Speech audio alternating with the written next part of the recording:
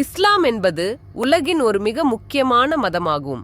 இது 7ஆம் நூற்றாண்டில் அரேபிய தீவு பகுதியில் பிறந்தது.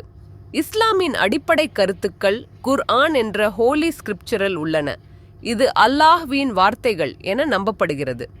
இஸ்லாமின் அடிப்படை கோட்பாடுகள் 5 அடிப்படை கல்லாக்கள் மூலம் வரையறுக்கப்படுகின்றன: நமாஸ், ரமலான், ஜகாத், ஹஜ் மற்றும் ஷஹாதா.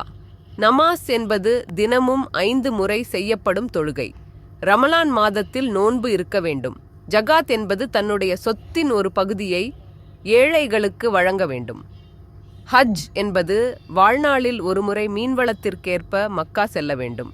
ஷஹாதா என்பது அல்லாஹா தவக்வா முஹம்மது ரசூல் அல்லாஹ் என்பதை கூறுதல்.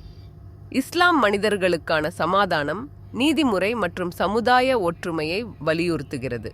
இஸ்லாமில் எல்லா மனிதர்களும் சமம் என கருதப்படுகிறார்கள் மற்றும் தெய்வீகத்தின் அடிப்படையில் வாழ வேண்டும்.